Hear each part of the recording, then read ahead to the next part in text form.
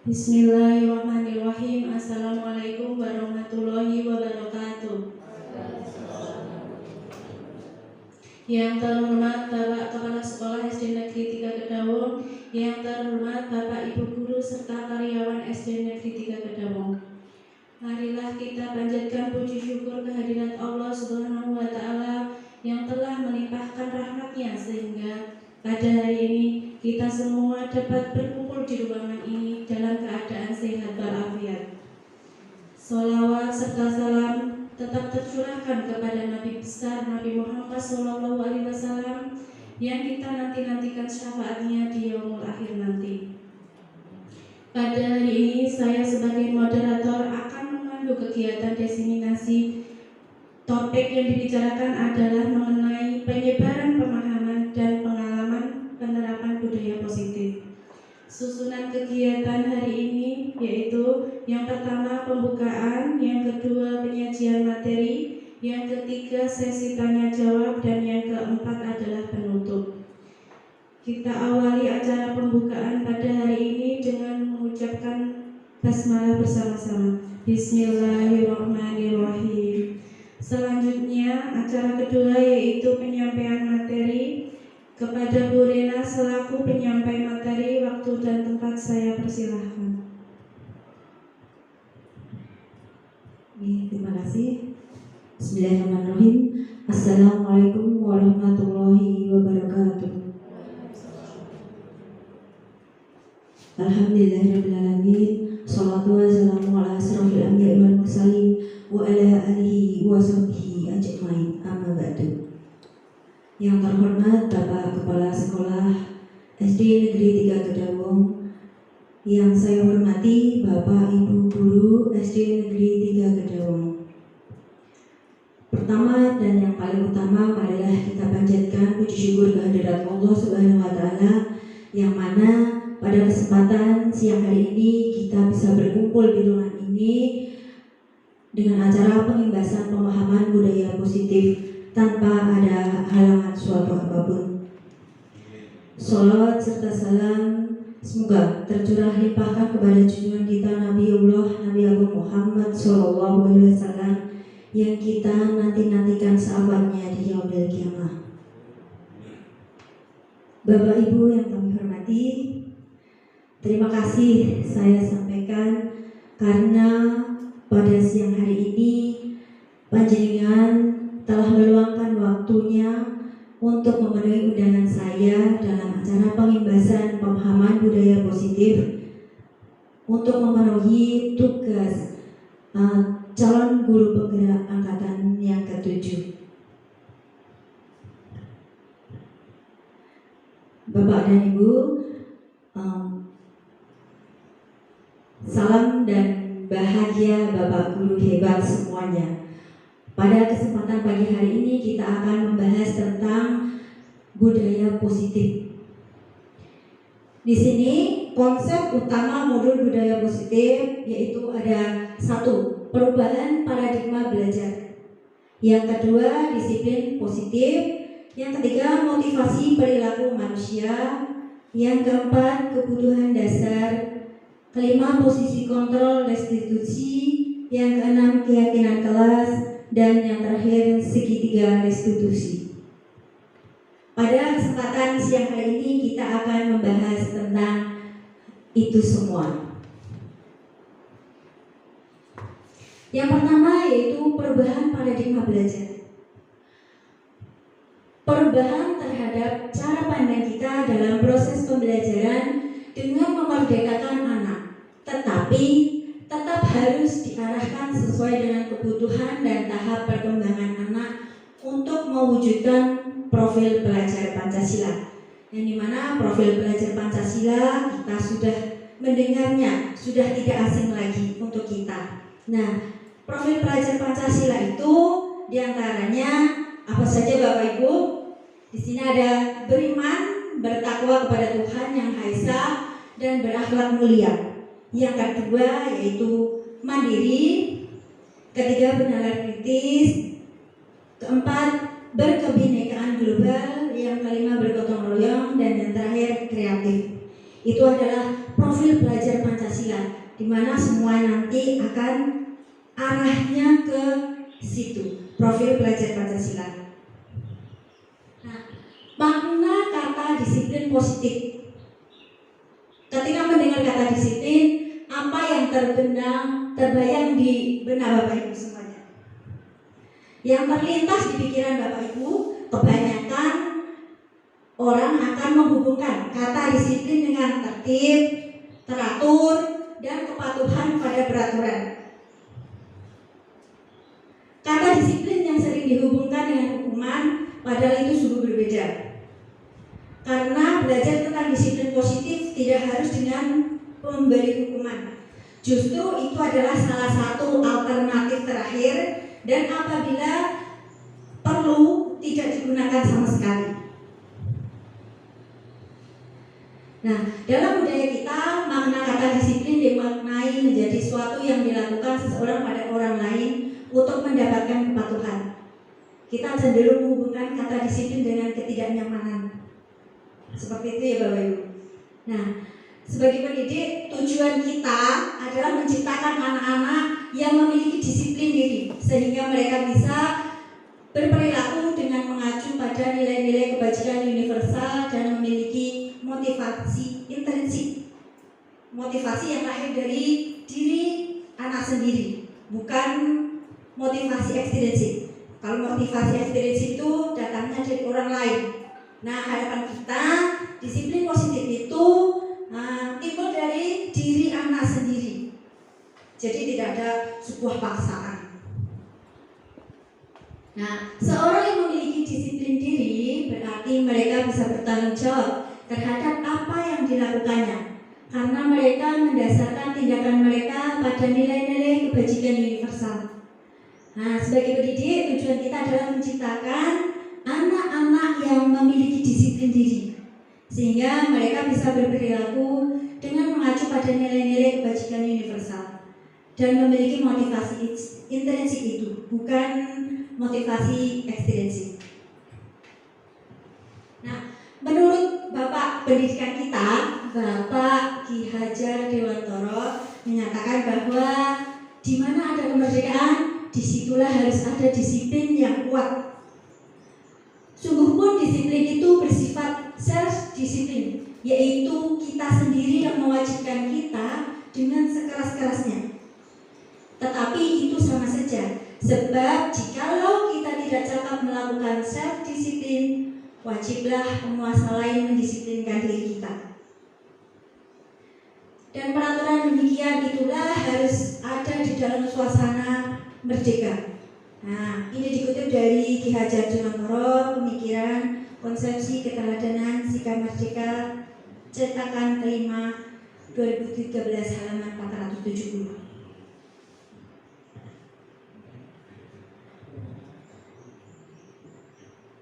Nah, di situ Ki Hajar menyatakan bahwa untuk mencapai kemerdekaan atau dalam konteks pendidikan kita saat ini, untuk menciptakan murid yang merdeka, syarat utamanya adalah harus ada disiplin yang kuat. Disiplin yang dimaksud adalah disiplin diri yang memiliki motivasi internal. Nah, jika kita tidak memiliki motivasi internal, maka kita memerlukan pihak lain untuk mendisiplinkan kita, atau motivasi eksternal, karena berasal dari luar, bukan dari dalam diri kita. Nah, menurut Diane juga menyatakan bahwa arti asli dari kata disiplin ini juga berkonotasi dengan disiplin diri dari murid-murid. Nah, disiplin diri dapat membuat seseorang menggali potensinya menuju kepada sebuah tujuan mulia, sesuatu yang dihargai dan bermakna. Dengan kata lain, disiplin diri juga mempelajari bagaimana cara kita mengontrol diri kita dan bagaimana menguasai diri untuk memilih tindakan-tindakan yang mengacu pada nilai-nilai yang kita hargai agar tercapai tujuan mulia yang diinginkan. Jadi kita bisa mengontrol diri, apa yang baik yang seharusnya kita lakukan dan apa yang seharusnya tidak kita lakukan. Nah, nilai-nilai kebajikan universal itu, maka disiplin positif yang dikembangkan oleh Ki Hajar Dewantara maupun Dian Nielsen, di mana kedua pakar pendidikan mengartikan disiplin sebagai bentuk kontrol diri, yaitu belajar untuk kontrol diri agar dapat mencapai suatu tujuan mulia. Tujuan mulia di sini mengacu pada nilai-nilai atau prinsip-prinsip mulia yang dianut seseorang. Kita namakan nilai-nilai tersebut sebagai nilai-nilai kebajikan atau virtus yang universal. Nah, Bapak Ibu yang saya hormati, di mana nilai-nilai kebajikan adalah sifat-sifat positif manusia yang merupakan tujuan mulia yang ingin dicapai setiap individu. Tujuan mulia dari penerapan disiplin positif adalah agar terbentuk murid-murid yang berkarakter, berdisiplin, santun, jujur, peduli, tanggung jawab, dan merupakan pembelajar sepanjang hayat sesuai dengan standar kompetensi lulusan yang diharapkan. Nah, itu harapan kita semua pada peserta didik kita. Nah, beberapa instansi atau organisasi pendidikan memiliki nilai-nilai kebajikan yang diyakini dan disepakati bersama. Salah satunya adalah nilai-nilai kebajikan yang ingin dicapai oleh setiap anak Indonesia yang kita kenal dengan profil pelajar Pancasila. Nah, motivasi itu merupakan dorongan yang timbul pada diri seseorang secara sadar atau tidak untuk melakukan sesuatu tindakan dengan tujuan tertentu. Menurut Dian Nielsen dalam bukunya menyatakan ada 3 motivasi perilaku manusia. Yang pertama yaitu untuk menghindari ketidaknyamanan atau hukuman. Yang pertama itu. Yang kedua, untuk mendapatkan imbalan atau penghargaan dari orang lain. Yang ketiga, untuk menjadi orang yang mereka inginkan dan menghargai diri sendiri dengan nilai-nilai yang mereka percaya. Jadi menurut Dian Nielsen ada 3 motivasi. Nah, yang pertama untuk menghindari ketidaknyamanan atau hukuman. Bagaimana toh? Nah, ini adalah tindakan terendah, paling rendah dari motivasi perilaku manusia.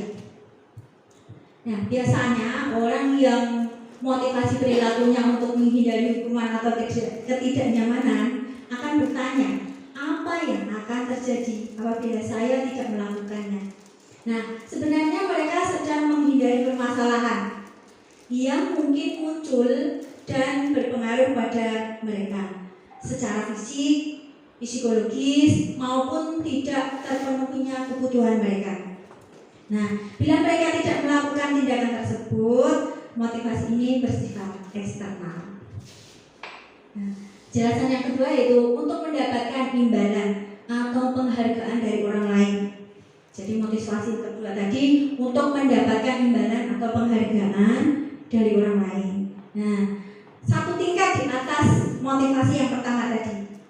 Di sini orang berperilaku untuk mendapatkan imbalan atau penghargaan dari orang lain. Nah, orang dengan motivasi ini akan bertanya, apa ya yang akan saya dapatkan apabila melakukannya? Nah, mereka melakukan sebuah tindakan untuk mendapatkan pujian orang lain, pujian dari orang lain. Nah, yang menurut mereka penting dan mereka letakkan di dalam dunia berkualitas mereka. Nah, mereka juga melakukan sesuatu untuk mendapatkan hadiah, pengakuan atau imbalan. Nah, motivasi ini juga bersifat eksternal. Jadi motivasi yang kedua ini juga bersifat dari luar, belum dari diri kita sendiri, belum dari diri anak sendiri, belum dari kesadaran anak sendiri. Nah, yang ketiga, motivasi yang ketiga untuk menjadi orang yang mereka inginkan dan menghargai diri sendiri dengan nilai-nilai yang mereka percaya. Nah, orang dengan motivasi ini akan bertanya, akan menjadi orang yang seperti apa apabila saya melakukannya. Nah, mereka melakukan sesuatu karena nilai-nilai yang mereka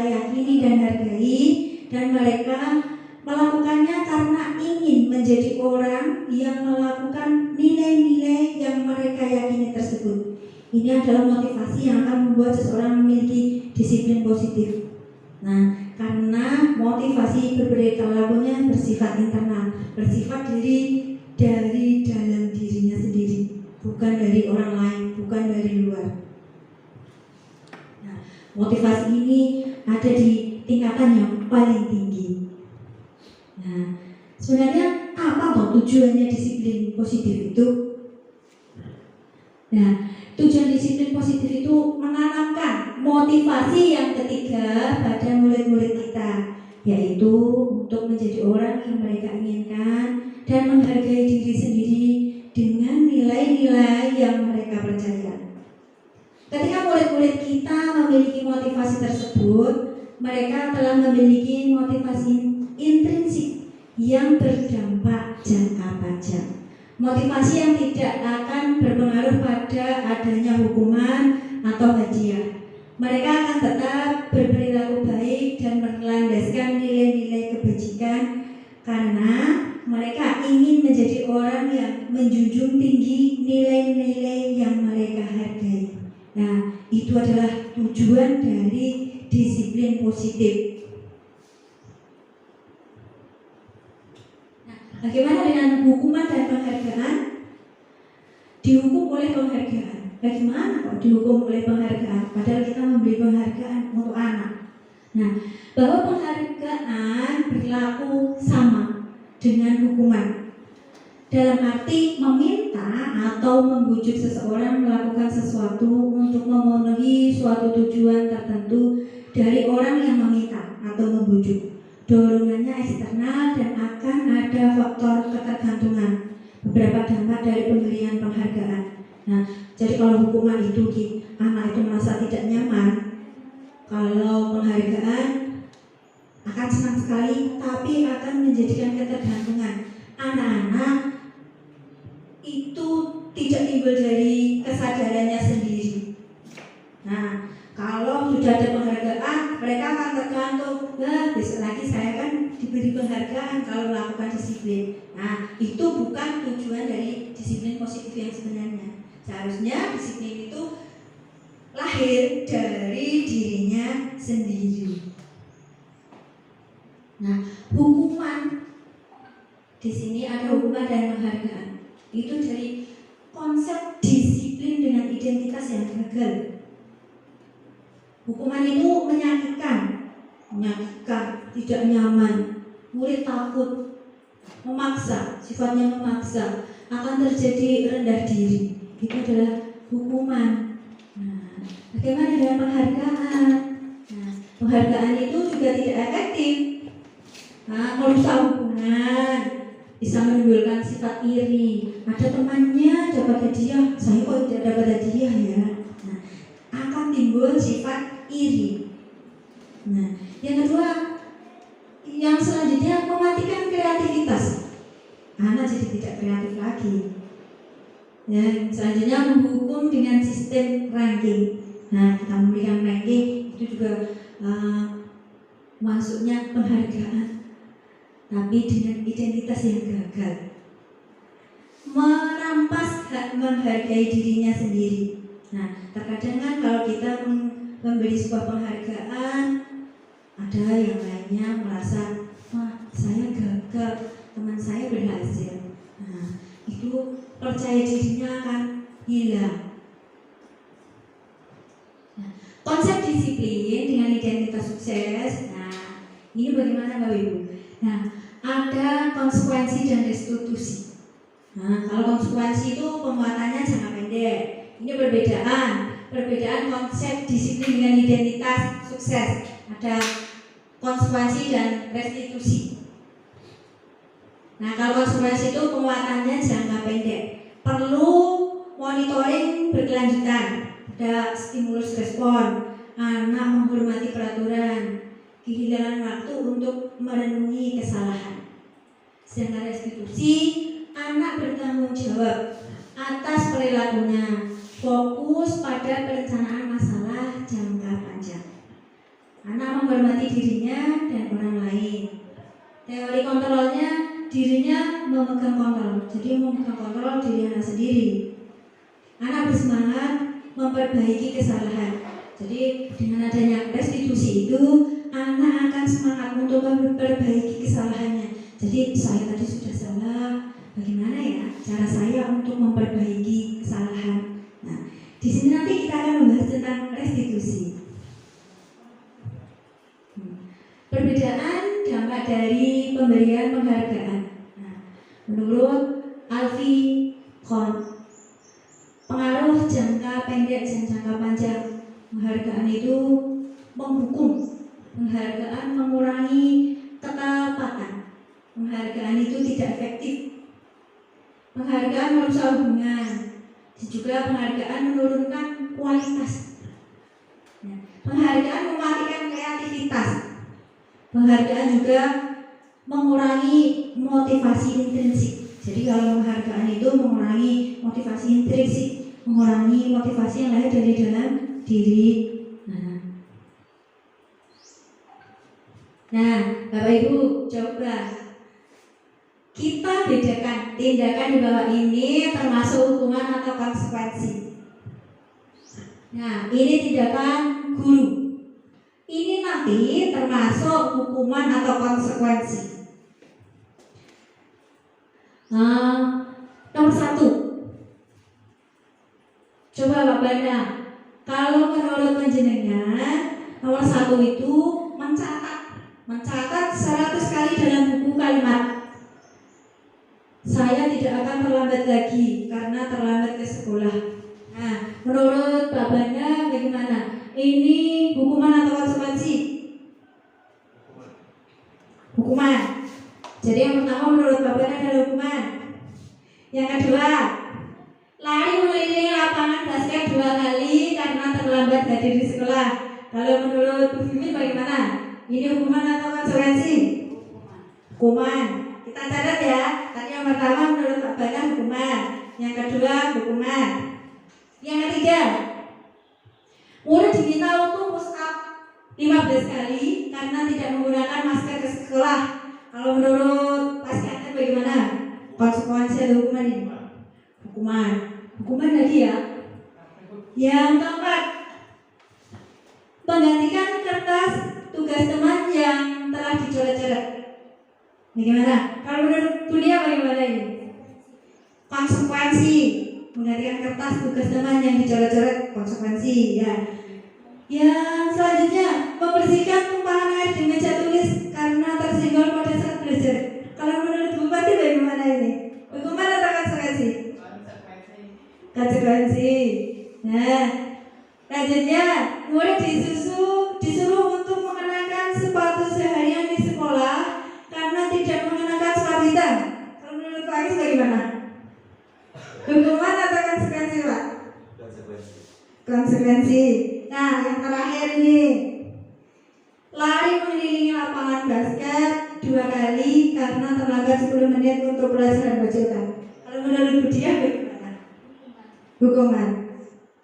Tadi yang pertama ada hukuman, yang ketiga tadi apa? Hukuman, yang keempat konsekuensi, yang kelima konsekuensi, yang keenam hukuman, yang terakhir hukuman. Kita lihat ya, ini hukuman atau konsekuensi. Ya, yang pertama tadi adalah hukuman. Iya, karena mencatat 100 kali dalam buku kalimat, saya tidak akan terlambat lagi, itu sebuah hukuman. Hukuman, bukan konsekuensi. Yang kedua, lari mengelilingi lapangan basket 2 kali karena terlambat hadir di sekolah, itu juga termasuk hukuman. Kenapa kok tidak disuruh apa gitu? Yang ketiga, murid diminta push up, ini juga hukuman. Nah, yang keempat, menggantikan kertas tugas teman yang dicoret-coret, konsekuensi. Nah, konsekuensinya itu kalau kertas temannya dicoret-coret ya harus konsekuensi, menggantikan kertasnya. Nah, yang selanjutnya, membersihkan tumpahan air di meja tulis karena tersenggol pada saat belajar, ini juga konsekuensi. Nah, murid disuruh untuk tidak mengenakan sepatu seharian di sekolah karena tidak mengenakan sepatu hitam, termasuk hukuman. Lari mengelilingi lapangan basket 2 kali karena terlambat 10 menit untuk pelajaran PJOK. Konsekuensinya karena dia terlambat 10 menit. Nah, itu adalah sebuah perbedaan hukuman dan konsekuensi. Nah, apa sebenarnya perbedaan hukuman dan konsekuensi? Nah, hukuman itu ada sesuatu yang menyakitkan harus terjadi. Yang kedua, membuat anak sakit fisik maupun hati untuk jangka waktu yang lama. Jadi kalau hukuman itu membuat anak itu sakit tidak hanya fisiknya, tapi juga hatinya dalam jangka waktu yang cukup lama. Nah, yang ketiga, anak membenci kedisiplinan. Yang keempat, paksaan karena dipaksa. Yang kelima, mendorong anak menyakiti dirinya sendiri. Yang keenam, konsep disiplin yang buruk. Yang ketujuh, anak belajar untuk menyembunyikan kesalahan. Takut kalau nanti saya berbuat salah, saya pasti akan dihukum. Nah, yang kedelapan, marah, merasa bersalah, dipermalukan, merasa tidak dihargai. Itu adalah hukuman. Jadi akan menimbulkan suatu yang anak nanti akan marah, terus merasa, saya salah, saya sudah dipermalukan ini sama Pak Guru, saya sudah dipermalukan di depan teman-teman, saya merasa tidak dihargai. Nah, itu efek dari sebuah hukuman. Jadi anak nanti akan merasa rendah hati, apa rendah diri. Rendah hati apa rendah diri Bapak itu? Oh iya, rendah diri. Sepertinya sudah ngantuk, monggo sambil disambi. Gak apa-apa, kita santai banget. Kita sharing-sharing, kita berbagi. Nah, perbedaan lagi konsekuensi. Kalau konsekuensi bagaimana? Konsekuensi itu sesuatu yang harus terjadi, membuat anak merasa tidak nyaman dalam jangka waktu yang pendek. Kalau hukuman itu dalam jangka waktu yang lama, kalau konsekuensi dalam jangka waktu yang pendek.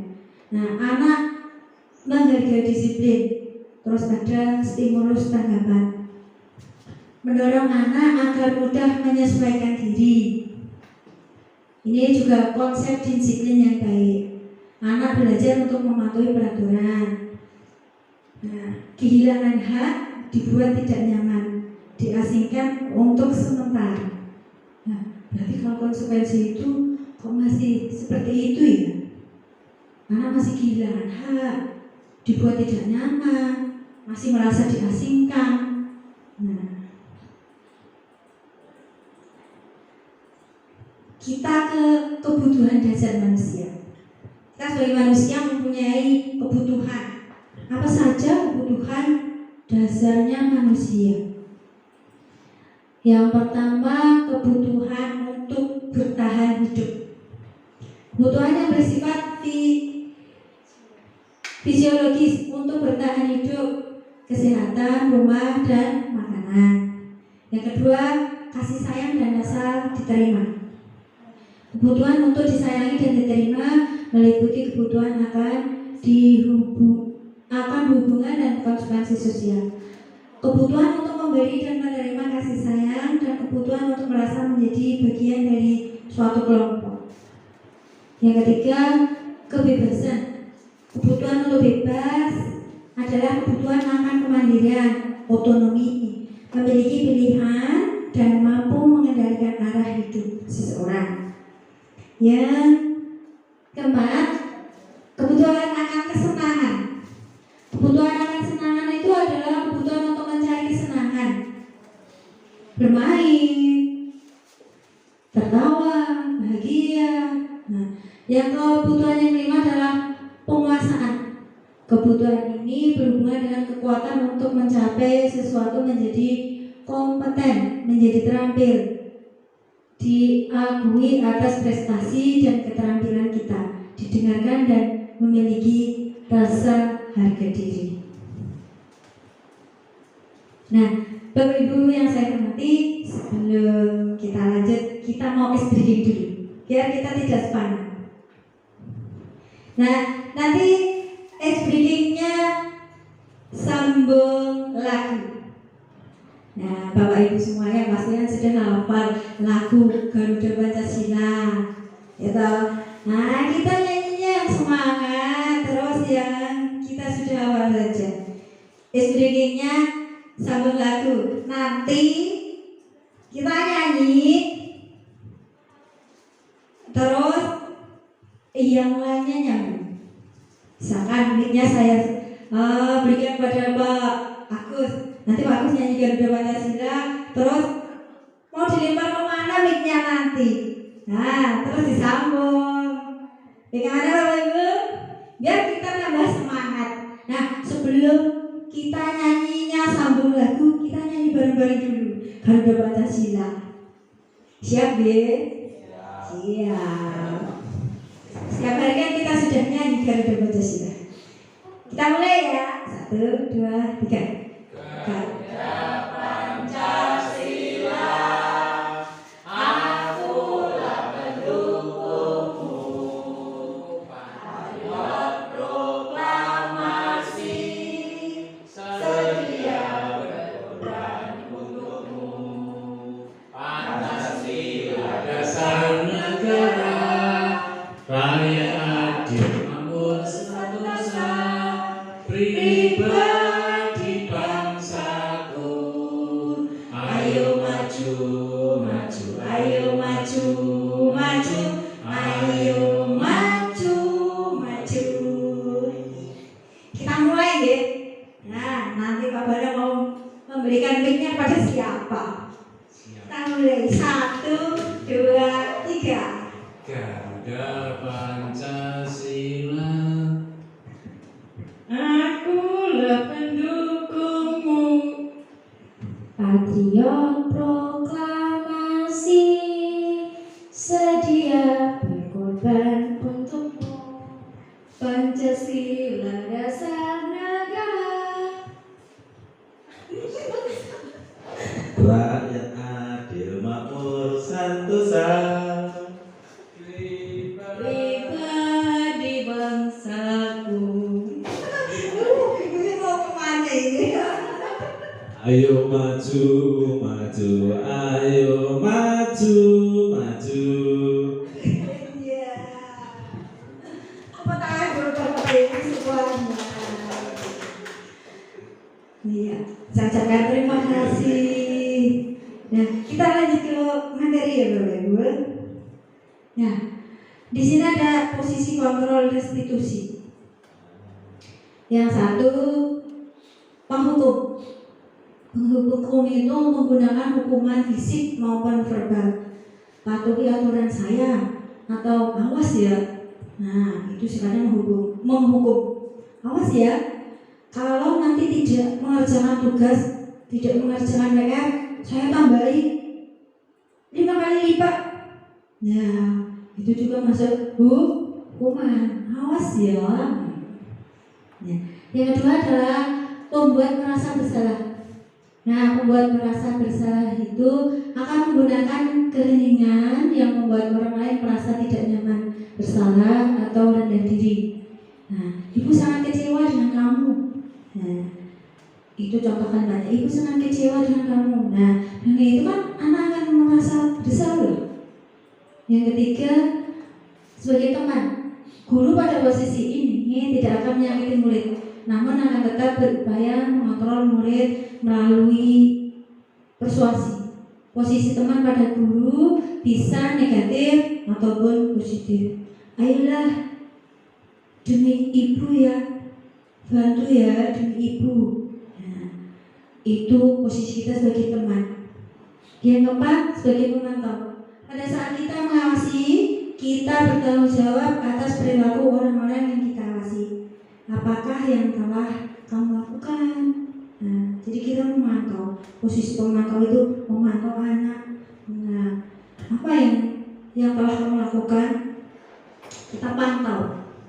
Nah, yang kelima, manajer. Posisi di mana guru berbuat sesuatu bersama dengan murid, mempersilahkan murid mempertanggungjawabkan perilakunya, mendukung murid agar dapat menemukan solusi atas permasalahannya sendiri. Nah, kita diharapkan dari kelima posisi kontrol restitusi ini kita diharapkan jadi manajer. Jadi kita memposisikan diri dengan murid, mempersilahkan muridnya mempertanggungjawabkan perilakunya. Kalau mereka bersalah, mereka mempertanggungjawabkan perilakunya. Mendukung murid agar dapat menemukan solusi. Jadi murid itu diminta untuk bertanggung jawab atas perilakunya dan menemukan solusinya. Solusinya bagaimana kalau saya salah? Bisa menemukan solusinya sendiri. Nah, di sini kita akan bahas. Tadi kan ada restitusi. Kalau menurut Bapak Ibu pasti masih asing ini. Nah, apa itu restitusi? Nah, restitusi adalah proses menciptakan kondisi bagi murid untuk memperbaiki kesalahan mereka, sehingga mereka bisa kembali pada kelompok mereka dengan karakter yang lebih kuat. Restitusi juga merupakan proses kolaboratif yang mengajarkan murid untuk mencari solusi untuk masalah mereka dan membantu murid berpikir tentang orang seperti apa yang mereka ingin menjadi atau tujuan mulianya, dan bagaimana mereka harus memperlakukan orang lain. Nah, itu restitusi. Nah, nanti kita akan membahas bagaimana caranya kita restitusi. Nah, di sini ada identitas gagal dan identitas sukses. Perbedaannya antara hukuman, konsekuensi, dan juga restitusi. Nah, kalau identitas gagal itu hukuman. Hukuman itu maksudnya identitas gagal. Nah, kalau identitas sukses, kita bisa menciptakan disiplin dengan konsekuensi dan restitusi. Tapi langkah yang paling baik, alangkah baiknya kita mengambil posisi yang restitusi. Nah, perbedaannya antara hukuman, konsekuensi, dan restitusi. Yang pertama, kalau hukuman sesuatu yang menyakitkan harus terjadi. Kalau konsekuensi sesuatu yang harus terjadi. Sedangkan restitusi itu merupakan pilihan. Nah, ada pilihannya. Kalau restitusi, yang kedua, tidak nyaman untuk murid atau anak untuk jangka waktu yang panjang. Kalau hukuman tidak nyaman. Nah, kalau konsekuensi tidak nyaman untuk murid atau anak untuk jangka waktu yang pendek. Sedangkan restitusi menguatkan untuk murid atau anak dalam jangka waktu yang panjang. Perbedaannya itu. Yang ketiga, kalau hukuman itu korban mendapatkan keadilan, sedangkan konsekuensi itu korban bisa diabaikan. Kalau restitusi, korban akan mendapatkan ganti. Nah, selanjutnya murid atau anak akan tersakiti. Itu kalau hukuman. Kalau konsekuensi, murid atau anak dibuat tidak nyaman. Sedangkan restitusi, murid atau anak mendapatkan penguatan. Jadi nanti ada penguatan. Ya, selanjutnya perilaku positif agresif meningkat, pasif agresif meningkat. Nah, itu kalau hukuman. Sedangkan konsekuensi, penguatan hanya bertahan dalam jangka waktu pendek. Kalau restitusi, masalah terpecahkan. Dengan adanya nanti restitusi, masalah itu bisa terpecahkan. Nah, selanjutnya, sistem tidak akan berjalan bila murid tidak takut. Kalau konsekuensi, memerlukan monitoring dan supervisi terus-menerus dari guru. Sedangkan restitusi, murid belajar bertanggung jawab untuk perilakunya. Hukuman berperilaku hanya pada sebuah institusi, tidak berlanjut pada kehidupan nyata. Sedangkan konsekuensi membantu penerapan mengikuti peraturan dalam masyarakat. Ya. Kalau restitusi fokus pada pemecahan masalah dalam jangka waktu yang panjang. Nah, peraturan adalah kamu harus. Kalau peraturan itu kamu harus. Sedangkan konsekuensi, apa peraturannya? Mampukah kamu melakukannya? Terima kasih. Nah, Sedangkan restitusi, apa yang kamu yakini, apa yang bisa kamu lakukan untuk memperbaiki masalah ini, itu nanti kita ajukan ke anak. Nah, yang terakhir, murid akan membenci peraturan. Itu kalau hukuman. Sedangkan asuransi, murid akan menghormati peraturan. Murid akan menghormati peraturan. Nah, sedangkan restitusi, murid atau anak menghormati dirinya sendiri dan juga orang lain. Itu perbedaannya.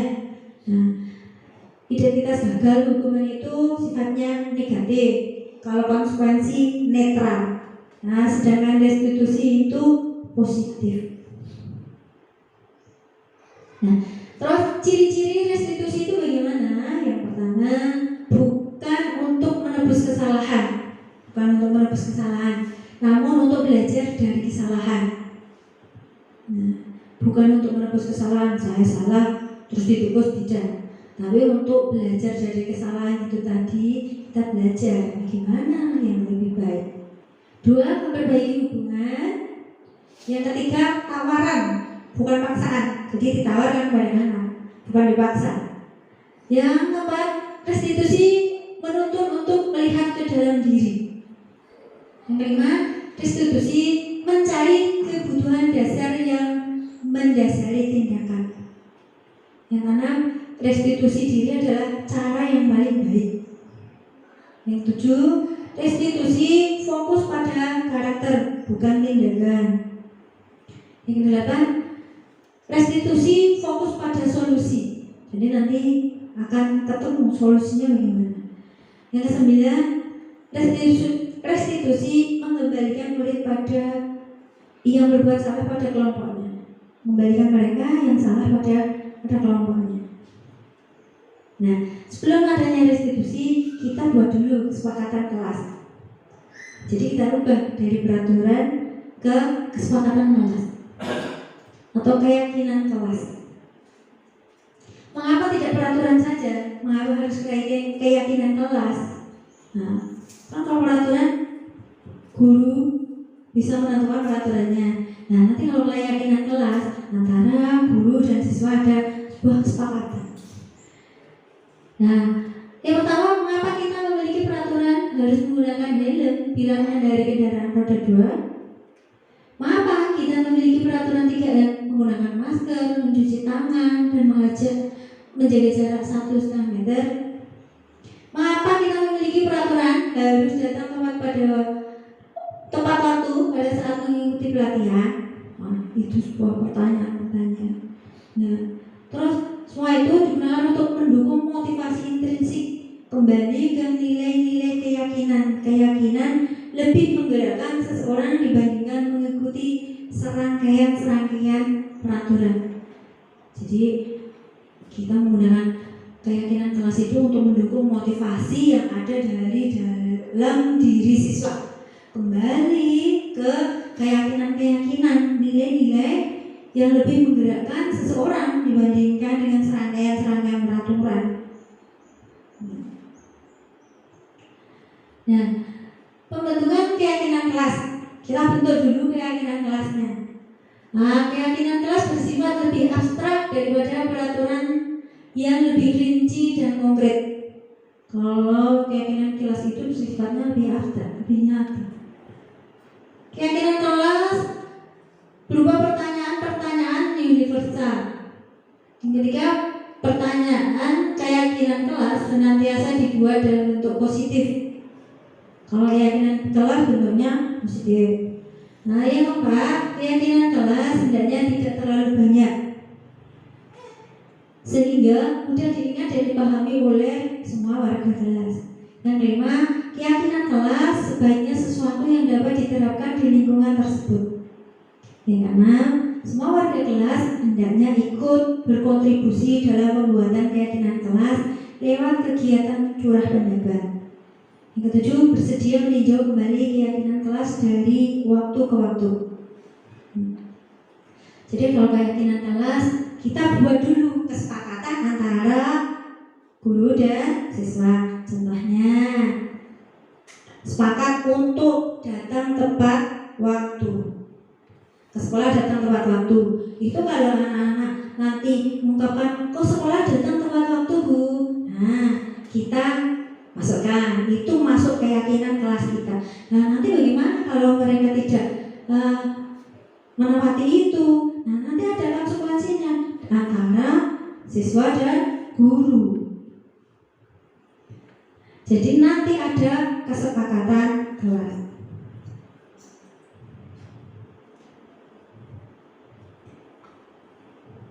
Nah, di sini tentang segitiga restitusi. Kalau kita sudah punya kesepakatan kelas, kita lakukan segitiga restitusi.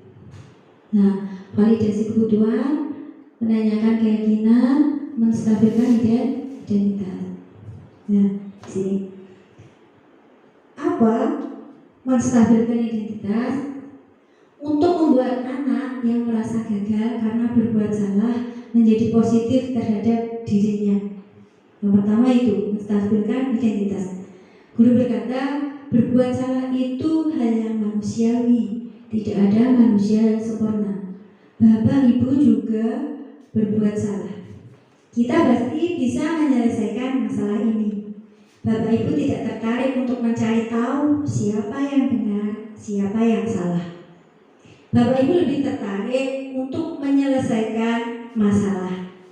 Nah, kalau kamu menyalahkan dirimu sendiri terus-menerus, apakah kamu bersikap baik pada dirimu sendiri? Nah, ini langkah pertama untuk kegiatan restitusi. Setelah kita melakukan keyakinan kelas, kita sepakat pada anak-anak kalau kita masuk sekolah tepat waktu. Terus sepakat lagi sama anak-anak, istirahat, jajan, sampahnya dibuang di tempat sampah. Nah, kita sepakati antara anak-anak dan kita sebagai guru. Jadi nanti anak-anak akan lebih kuat dibandingkan dengan peraturan. Nah, kalau anak-anak nanti sudah ada keyakinan kelas, nanti mereka, oh kalau saya lakukan ini berarti melanggar keyakinan kelas, melanggar apa yang saya yakini. Nah, langkah selanjutnya yaitu validasi tindakan yang salah. Membantu murid mengenali kebutuhan dasar yang ingin dipenuhinya ketika melakukan kesalahan itu, karena pada dasarnya setiap tindakan manusia karena mempunyai tujuan. Setiap tindakan manusia itu mempunyai tujuan. Tujuannya tadi 5 dasar kebutuhan manusia tadi. Langkah ini guru berkata, kamu bisa saja kan melakukan hal yang lebih buruk, tapi kamu tidak melakukannya. Nah, kamu pasti punya alasan mengapa melakukannya. Apa yang penting bagi kamu? Nah, kita tanya alasannya itu apa. Nah, kamu boleh tetap berusaha menjaga sikap itu, tapi tambahkan sikap yang lain yang baru. Nah, maukah kamu belajar cara lain untuk mendapat yang kamu butuhkan tanpa harus memukul? Apakah kamu bisa melakukan dengan lebih baik besok lagi? Nah, itu memvalidasi tindakan yang salah. Jadi yang tadi diberi penguatan. Kenapa melakukan tindakan itu? Terus dari segitiga restitusi itu yang terakhir adalah menanyakan keyakinan. Nah, keyakinan anak melihat kesalahannya dan dihubungkan dengan norma sosial dan nilai-nilai yang mendasari manusia berinteraksi dengan orang lain. Nah, di sini guru berkata, apa nilai yang kita percaya di kelas atau sekolahan kita? Jadi kita mengingat lagi, kalau kamu tadi melakukan sebuah kesalahan, itu melanggar keyakinan kelas kita. Nilai-nilai universal yang telah kita sepakati itu apa kemarin? Apa yang telah dilanggar? Kelas yang ideal itu seperti apa sih? Kamu ingin jadi anak seperti apa? Ditanyakan pada anaknya. Ingin jadi anak seperti apa?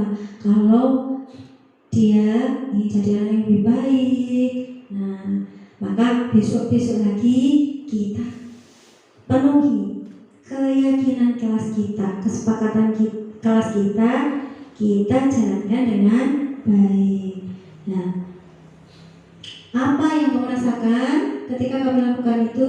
Kamu menjadi orang seperti apa? Kalau anak itu kita tanya dulu, kalau berbuat seperti itu, apa yang dia rasakan?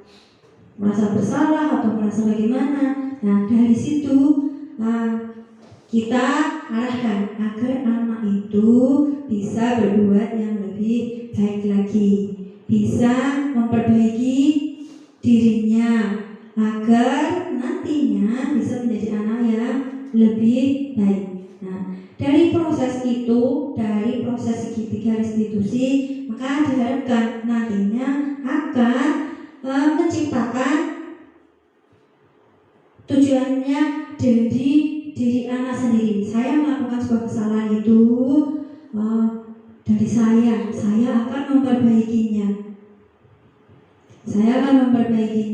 Nah, besok-besok lagi saya tidak akan mengulanginya. Kalau itu lahir dari diri anak sendiri. Berbeda dengan hukuman. Nanti kalau hukuman efeknya seperti tadi yang sudah saya sampaikan, efeknya sangat banyak sekali. Jadi dari itu proses restitusi adalah hal yang paling tepat. Kita tanyakan dulu, kenapa anak melakukan kesalahan itu? Terus apa yang mendasarinya? Terus kegiatan itu salah atau tidak? Nanti akan timbul rasa dari anak itu sendiri. Oh, saya salah. Saya sudah melakukan ini. Seharusnya saya tidak melakukannya. Saya harus jadi anak yang lebih baik lagi. Nah, itu adalah prosesnya segitiga restitusi. Nah, Bapak Ibu yang saya hormati, sekiranya materi saya hari ini cukup sekian. Mungkin nanti kalau Bapak Ibu ada yang mau bertanya, kami persilakan.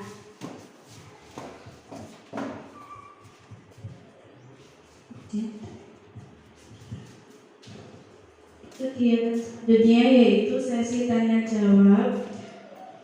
Pada sesi kali ini moderator membatasi hanya 3 pertanyaan. Bagi yang ingin bertanya silakan mengangkat tangannya. Selama proses diskusi berlangsung, saya harap Bapak Ibu guru tenang. Untuk sesi pertama silakan yang ingin bertanya. Baik, Bu Vivin.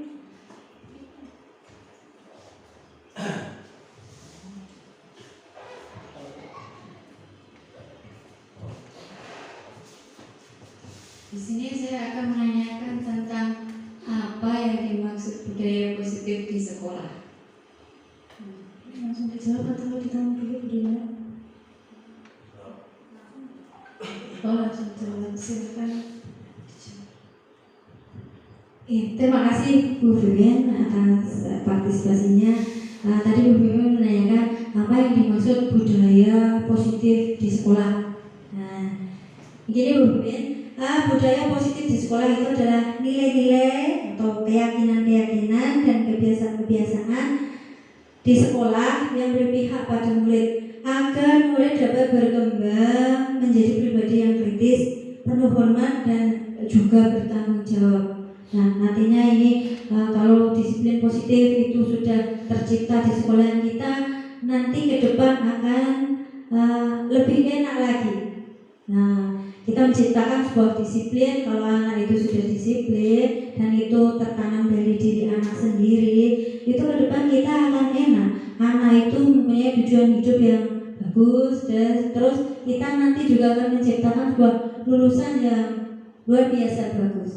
Nah, seperti yang kita harapkan, kita akan menciptakan lulusan yang disiplin sehingga nanti sampai dewasa mereka itu mempunyai sikap-sikap yang disiplin, akan lebih baik lagi. Seperti itu, Bu Vivin. Mungkin kalau masih kurang puas dengan jawaban saya, boleh cukup. Baik, terima kasih. Untuk sesi kedua, silakan yang ingin bertanya. Baik, Pak Agus, silakan. Ya, terima kasih waktunya telah diberikan kepada kami. Jadi pemaparannya sangat luar biasa sekali tentang bagaimana keyakinan dan kesepakatan. Yang ingin saya tanyakan adalah bagaimana langkah-langkah untuk menyusun kesepakatan kelas atau keyakinan kelas sehingga nanti diperoleh kesepakatan itu bisa dilaksanakan dengan bagus. Untuk kedepannya seperti itu. Oke, terima kasih, itu pertanyaan dari kami. Iya, terima kasih Pak Agus. Sebuah pertanyaan yang luar biasa. Ini menggugah saya. Tadinya itu belum saya masukkan dalam slide ya, mungkin sangat luar biasa sekali. Begini Pak, untuk langkah awal dalam menyusun kesepakatan kelas, mohon maaf tadi belum saya singgung. Nah, langkah pertama yaitu menyusun kesepakatan kelas dengan memberikan pertanyaan pemantik. Kita memberikan pertanyaan pemantik, di mana pertanyaan itu akan muncul harapan-harapan yang diimpikan. Harapan-harapan yang diimpikan peserta didik dalam proses pembelajaran. Jadi harapannya nanti kalau proses pembelajaran itu bagaimana. Nah, hasil dari tanggapan itu yang akan direspon kembali oleh peserta didik. Jadi hasil dari pertanyaan pemantik itu harapannya siswa akan direspon kembali oleh peserta didik yang akan menjadi draft kesepakatan kelas. Nah, peserta didik merespon guru sebagai pengontrol. Guru mengarahkan bagaimana agar keinginan-keinginan yang mereka tuangkan dalam angket dapat diwujudkan. Nah, jadi anak diberikan sebuah harapan. Harapan kalian itu seperti apa dalam proses pembelajaran kita agar nantinya bisa terwujud sebuah pembelajaran yang efektif, pembelajaran yang baik.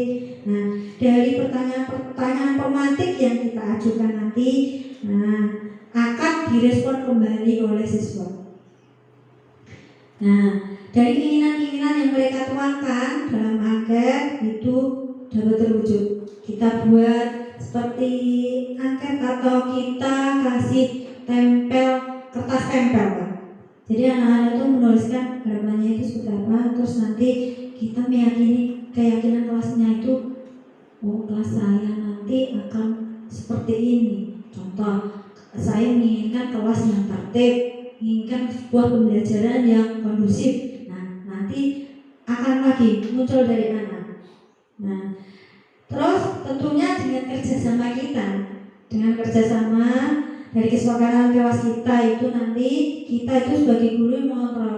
Jadi kita tidak langsung memberikan peraturan kamu harus berangkat sekolahan jam 7. Nah, tidak seperti itu. Nanti kita berikan umpan balik juga sama anak. Kalau anak-anak menginginkan pembelajaran yang kondusif, nah kita berangkatnya jam berapa? Kita mulai pembelajaran jam berapa? Nanti kita seperti ini contohnya, kita bagi kertas kecil ke anak, terus kita tempelkan di papan tulis. Nah, terus anak-anak yang lainnya semuanya bisa mengungkapkan kayak inginnya seperti apa kelas kita. Nanti ditempelkan di papan tulis. Nah, dari situ kita terus membuat. Kalau kita ingin pembelajaran kita kondusif, kita buat. Kita kesepakatan ya, mulai belajar jam berapa. Nah, kita tulis mulai belajar jam berapa. Terus, pakaian harus rapi. Jadi kita tidak menentukan pakaianmu harus rapi seperti ini. Nah, kita tahulah juga kalau ingin kelas kita itu bagus, rapi, bagaimana anak-anak? Kita berpakaian ya rapi. Nah, setuju atau tidak? Setuju. Kalau nanti setuju, nah semua yang jadi kesepakatan keinginannya anak-anak dan kita akan kita sepakati jadi sebuah kesepakatan kelas. Nah, jadi kalau dilanggar nanti mereka akan merasa, itu kan kesepakatan kita kemarin, berarti saya salah. Besok saya harus lebih bagus lagi, harus lebih baik lagi. Nah, tujuannya seperti itu. Nah, caranya seperti itu, contohnya Pak. Nah, ya. Nah, mungkin ada yang kurang bisa saya tambahkan. Iya, terima kasih sekali Bapak. Baik, untuk sesi ketiga dibuka. Bagi yang ingin bertanya silakan.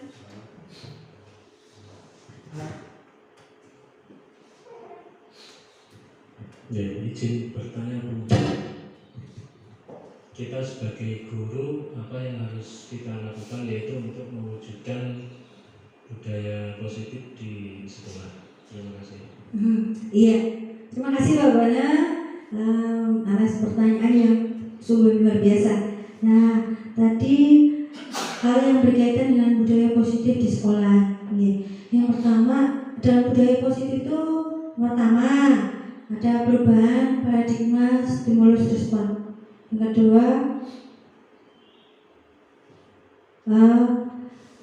konsep disiplin positif. Yang ketiga, keyakinan kelas. Yang keempat, pemenuhan 5 kebutuhan dasar manusia. Yang kelima, 5 posisi kontrol. Yang keenam, tentang segitiga restitusi. Nah, semua itu diharapkan bisa mewujudkan sebuah budaya positif di sekolahan kita. Nah, kalau kita bisa kolaboratif yang baik antara guru, terus tenaga pendidik yang lain, dan juga kita sudah memenuhi kesepakatan kelas kita dengan semua siswa. Nah, intinya kita kolaborasi dengan seluruh jajaran di sekolah kita, nanti akan tercipta sebuah disiplin positif yang sangat luar biasa untuk kita. Nah, harapan kita kan seperti itu. Semoga nanti sekolah kita terwujud disiplin positif itu. Iya. Nah, seperti itu Mbak Bana. Mungkin ada pertanyaan lain lagi atau kurang? Sudah? Iya, terima kasih.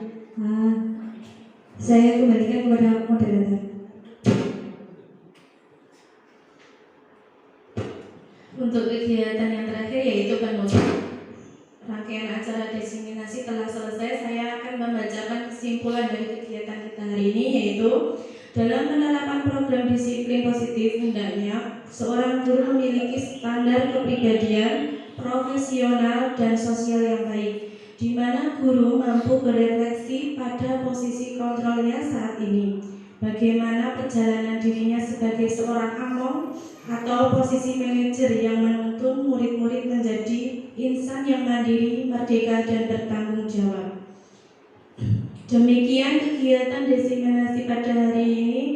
Mari kita mengucapkan hamdalah secara bersama-sama. Alhamdulillahirabbil alamin. Semoga bermanfaat bagi Bapak Ibu guru semua mengenai pemaparan budaya positif pada hari ini. Sebagai moderator, saya mohon maaf atas kesalahan saat proses penyampaian. Wassalamualaikum warahmatullahi wabarakatuh.